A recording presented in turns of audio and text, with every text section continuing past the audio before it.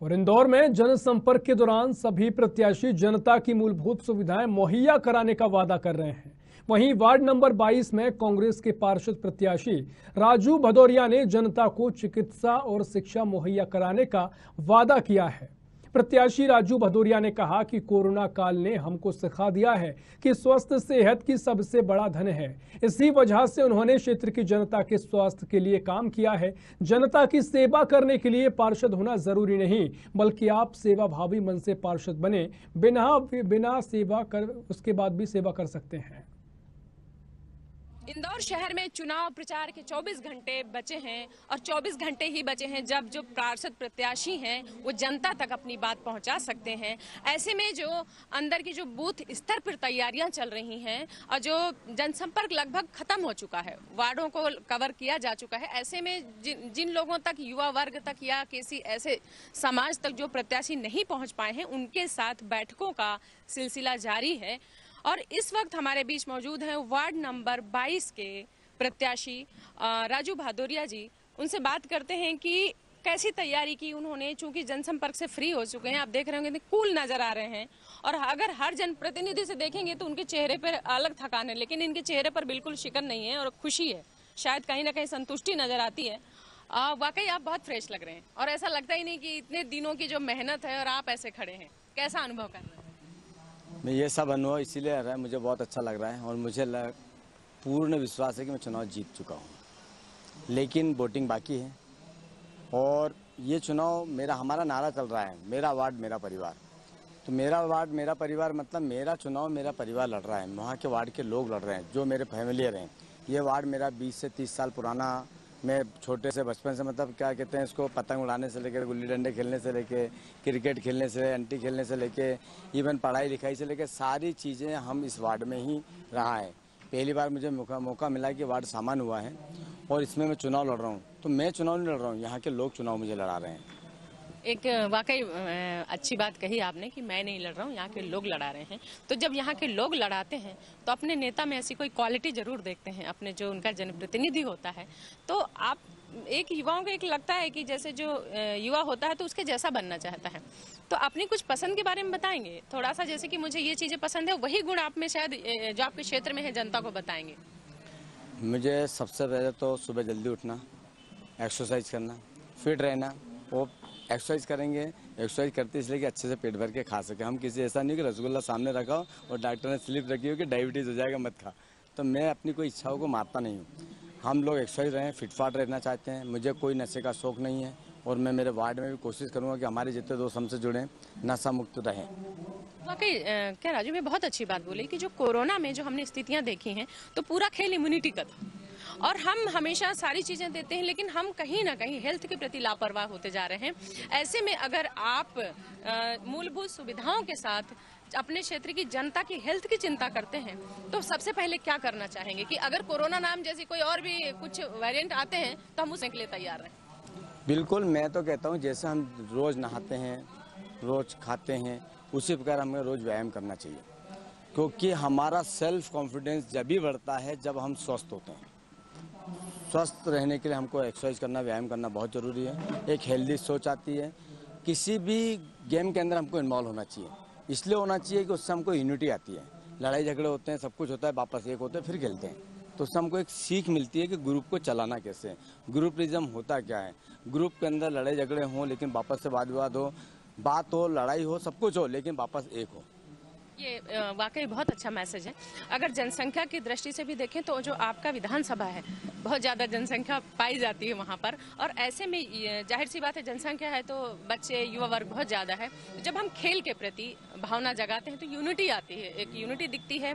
उसके लिए immunity develop करने के लिए खेल बहुत ज़रूरी है। तो आप कौन सा खेल कुछ नया सोच रहे हैं कि अपने एरिए में, ताकि यहाँ से खिलाड़ी भी बाहर जाएँ और एक पार्षद होने के नाते आप पार्षद जीत कर आएंगे, तो सबसे पहले युवाओं के लिए क्या प्लान करते हैं? वैसे तो मैं आपको बता दूं, काम करने के लिए पार्षद होना जरूरी नहीं है, मन में इच्छा शक्ति होना चाहिए जनसेवा करने की। और मैं आपको पिछले बता दूं कि मैं पिछले 20 साल से जनसेवा कर रहा हूं। मैं सबसे पहले ब्लड बैंक चलाता था, उस समय चलाता था जब ब्लड देने से लोग डरते थे। 96 में हमने पहली बार ब्लड डोनेट किया था।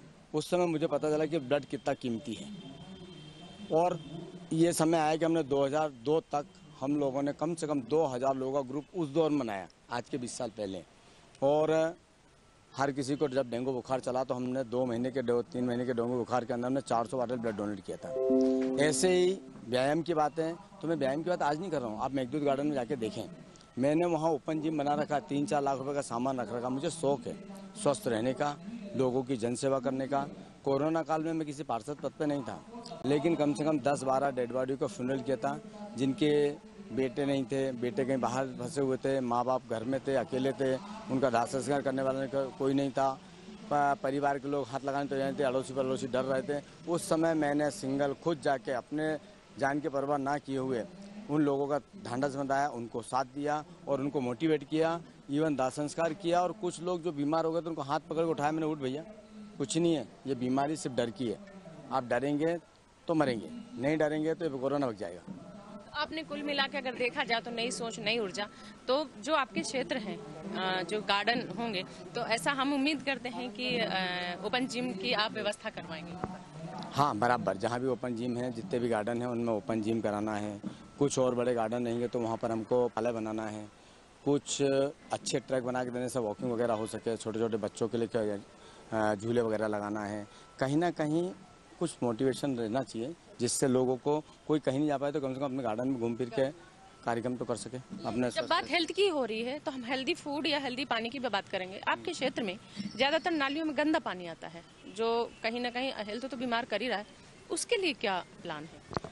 उसके लिए मैं एक चीज़ बताता हूँ, हमारे नगर निगम की बहुत बड़ी गलतियाँ हैं, पता नहीं किस हिसाब से कौन से इंजीनियर कहते हैं। मैं पुराने इंजीनियर में आपने सोचा देखा होगा, मैं एक डिफरेंट बात कर रहा हूँ आज, आपने क्वेश्चन किया इसलिए बता रहा हूँ। मेरी सोच में है कि पहले मकान, जब हाउसिंग बोर्ड मकान बनाती थी तो ड्रेनेज लाइन बैक लाइन में होती थी, उसकी बैक लाइन पीछे मकान के पीछे होती थी, नर्मदा लाइन उसके आगे होती थी और लाइट के खंभे उसके ठीक आगे वाली रो में लगाए जाते थे। इसका सीधा रीज़न ये होता था कि जब भी कभी बारिश हो या 2-3 साल के अंदर ज़मीन जब पानी गिरता और उठता है तो ज़मीन सूखती और फूलती है, उससे क्या होता है कि कहीं ना कहीं लीकेज आना शुरू होते हैं। अब हम उसके कारण क्या होता है, लेकिन पानी का डिस्टेंस, ड्रेनेज के पानी का डिस्टेंस, क्योंकि वो मकान के 20 फीट आगे है, 40 फीट का मकान होता है तो 40 फीट के पीछे ड्रेनेज है, तो स्वाभाविक बात है कि उसमें मिश्रण नहीं हो पाता है। लेकिन आज हमारे 20-25 साल की भाजपा के नगर निगम परिषद ने, भाजपा के तथाकथित MIC सदस्यों ने अपने राजनीति को पैसा बनाने के चक्कर उन्हें सोचा ही नहीं, उन्हें दिमाग नहीं लगाया। उन्होंने क्या करा, जहाँ से नर्मदा लाइन डली है उसी बीच में से ड्रेनेज लाइन डाल दी, उसके बाद में रोड बना दी, लेकिन रोड ड्रेनेज सबके कहीं ना कहीं लीकेज स्टार्ट होते हैं और उसके कारण मिश्रण होता है। मेरी प्रायोरिटी रहेगी कि मैं कोशिश करूंगा, सब लोगों से बात करेंगे और हम लोग इस मिश्रण को ख़त्म करने की कोशिश करेंगे। ये बहुत अच्छी बात बताई इन्होंने। अगर देखें, जनरली हमेशा मूलभूत सुविधाओं की बात करते हैं, पानी की बात करते हैं, खाने की बात करते हैं या राशन कार्ड की बात करते हैं, लेकिन जब एक युवा प्रत्याशी के तौर पर आता है, जो जनप्रतिनिधि जब होता है तो वो हट के सोचता है। यही सोच लेकर ये चुनाव मैदान में है और आखिरी समय है, 2 दिन बचे हैं। ऐसे में इनकी छवि कैसे जाती है, जब हेल्थ को लेकर शायद ये एक युवा ही समझ सकता है कि कोरोना काल में हमने जिस हिसाब से एक बीमारी से जूझे हैं, जैसा एक जो कालखंड हम भुगत के आए हैं, तो एक हेल्थ बहुत मायने रहती है। और जब जनप्रतिनिधि इस पर अवेयरनेस हो जाता है, इसको लेकर काम करता है, तो कहीं ना कहीं इसका प्रभाव एक समाज पर पड़ेगा। जब एक हेल्दी, एक स्वस्थ समाज का निर्माण होगा। अब ये तो आने वाला वक्त ही बताएगा कि इनका विजन जो लेके चल रहे हैं, जनता इनको चुनती है या उन्हीं मूलभूत सुविधाओं में अटकी पड़ी रहती है। कैमरा पर्सन रोहित मिश्रा के साथ शीतल रॉय, इंदौर।